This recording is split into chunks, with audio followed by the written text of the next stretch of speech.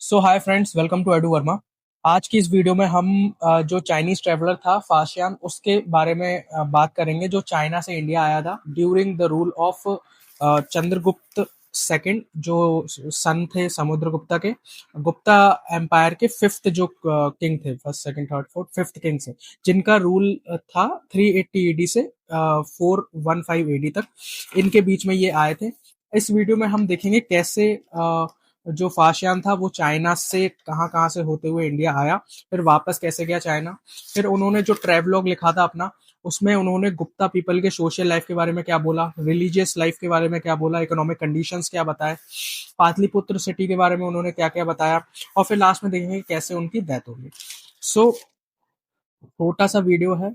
हम कुछ एक्स्ट्रा नहीं पढ़ेंगे, जो इम्पोर्टेंट है वही मैंने अपने नोट्स में इंक्लूड किया है, वही हम पढ़ेंगे। अ, छोटा सा वीडियो है, पूरा देखना वीडियो।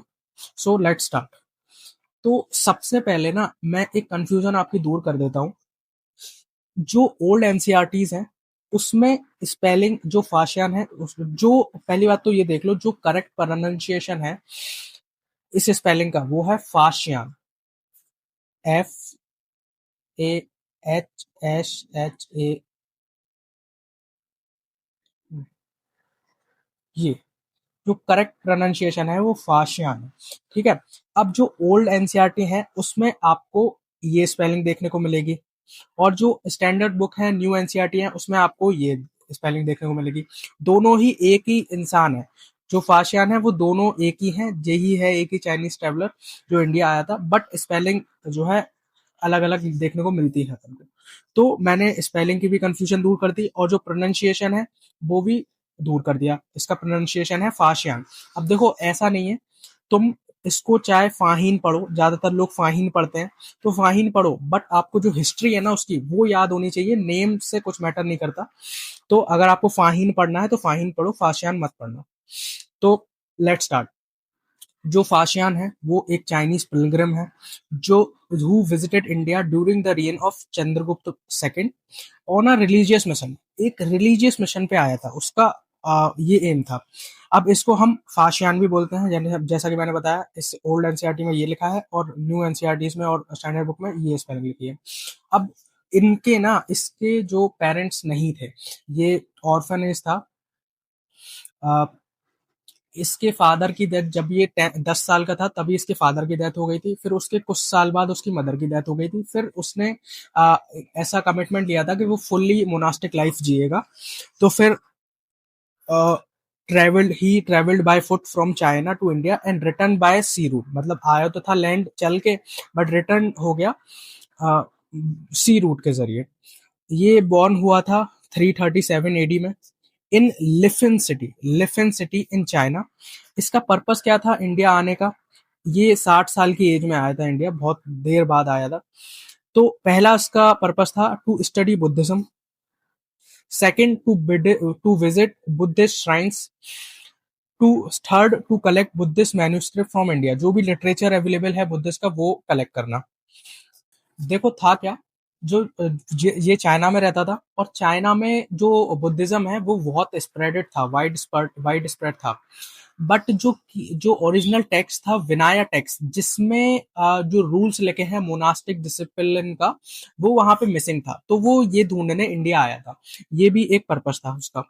अब देखो, उसने स्टार्ट की थी अपनी जर्नी चाइना से 399 एडी में, और वापस हो गया था 414 एडी में। पूरे उसने 10 साल इंडिया में गुजारे। 10 साल में से 6 साल उसने पूरे गुप्ता एम्पायर में बिताए।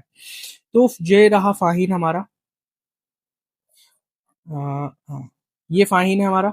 ओ सॉरी, फाशियान है हमारा। तो ये खोतन से काशगर आया, काशगर से गांधार आया, गांधार से पेशावर के थ्रू इंडिया में एंटर किया, तक्षशिला पहुंचा, फिर मथुरा पहुंचा, फिर श्रावस्ती पहुंचा, फिर कापिला वस्तु, फिर कुशीनगर, फिर पाटलिपुत्र। पाटलिपुत्र में वो 3 साल रहा।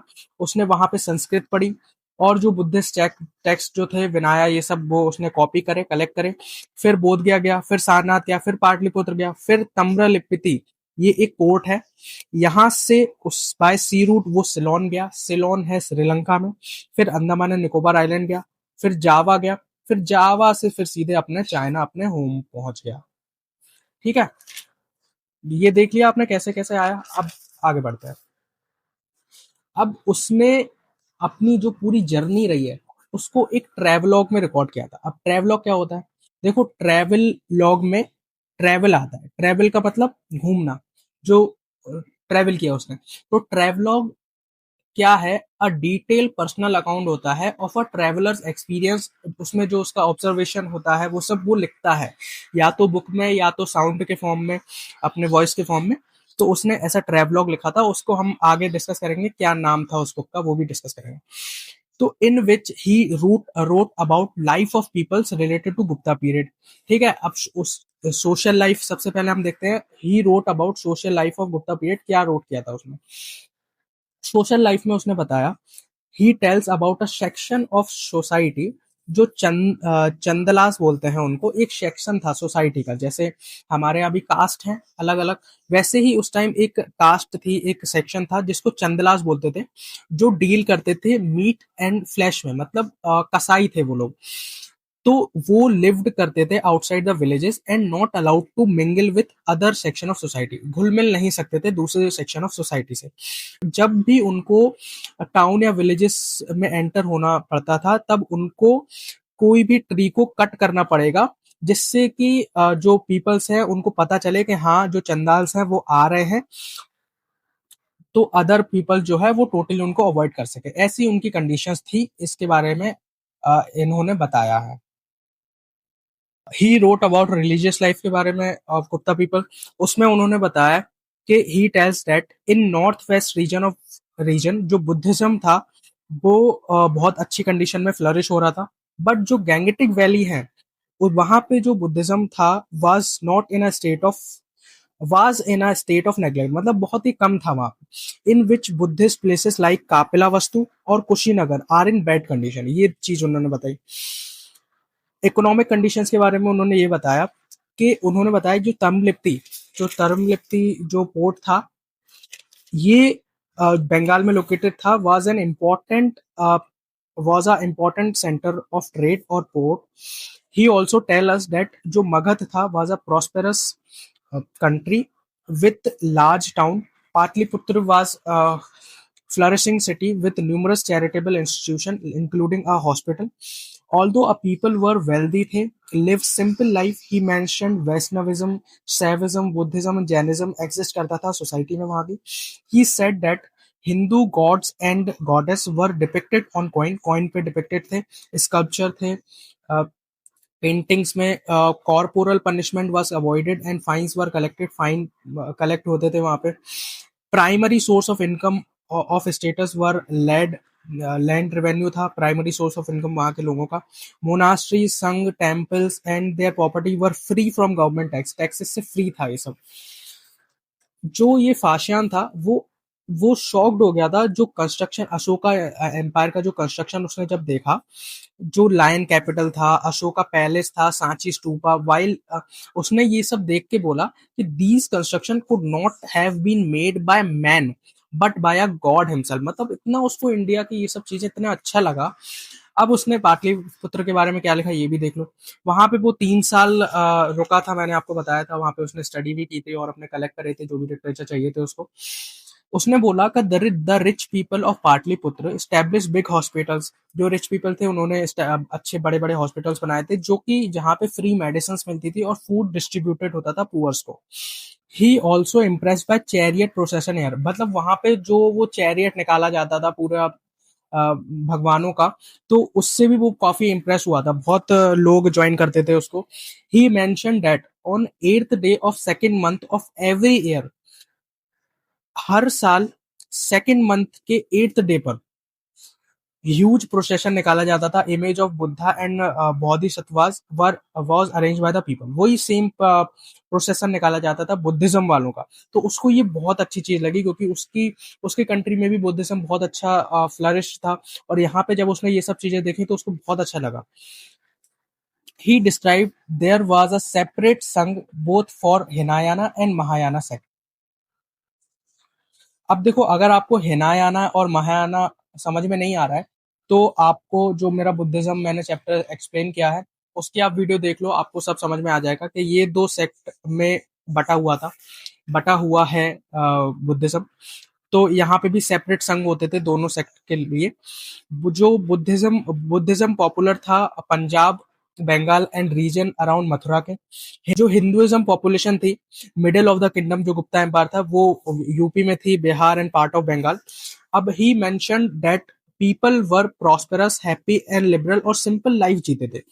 अब ड्यूरिंग गुप्ता एम्पायर जो इकोनॉमिक कंडीशन जो थी वो काफी प्रॉस्पेरस थी। अब वो इम्प्रेस हुआ था जो मालवा का क्लाइमेट था, कि मतलब उसको लगा था कि नाइदर टू हॉट है नाइदर टू कोल्ड है and was perfect to stay, रहने के लिए परफेक्ट है।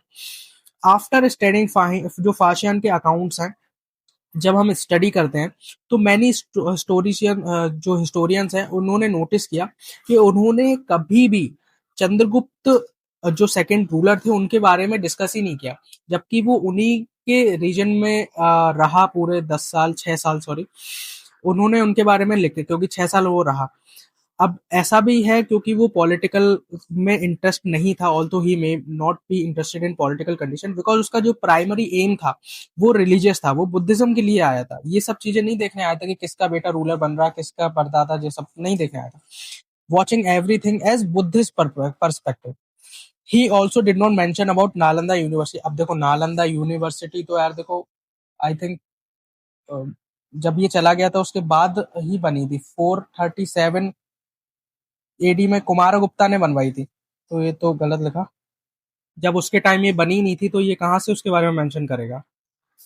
He also visited Lumbini in south Nepal, जहाँ पे बर्थ बुद्धा जो है, गौतम बुद्ध जी जिनका जन्म हुआ था 563 बीसी में। लुम्बिनी जो कापिला वस्तु नेपाल में है। जो फाशियान है उसने एक ट्रेवलॉग लिखा था, मैंने बताया था, जिसका नाम था फो क्यो की, जिसका मतलब है record of Buddhistic kingdom which describe Buddhist life of Indian peoples and his travel experience. उसका पूरा ट्रैवल एक्सपीरियंस कैसे क्या, ये सब सोशल लाइफ सब सब कुछ इसमें उसने लिखा था। फिर एट द एंड फाशियान जो था वो जिंजू, चाइना में एक लोकेशन है जिंगजू, वहां पे एट एज ऑफ 88 उसकी डेथ हो गई थी। सो यही पूरा लेक्चर था जिसमें हमने पूरा उसका ट्रैवल एक्सपीरियंस पर पूरा पढ़ा। सो आई होप आपको वीडियो अच्छी लगी हो। अगर अच्छी लगी है तो वीडियो को लाइक करो, शेयर करो और चैनल को सब्सक्राइब करना मत भूलना। और इसके बाद एक चाइनीज ट्रैवलर है जिसको हुइन सांग कहते हैं, हुइन त्सांग भी बोला जाता है, उसकी भी प्रोनाउंसिएशन अलग है, वो भी मैं बताऊंगा। अगर उस पर आप वीडियो चाहते हैं इसी तरह मैं आपको बताऊं तो आप कमेंट करना, मैं उस पर भी एक वीडियो बना दूंगा। सो अगर आप यहाँ तक बने हो तो इसका मतलब है आप सीरियस एस्पिरेंट हैं। So all the best for your preparation and thank you very much for watching. Good bye, have a nice day.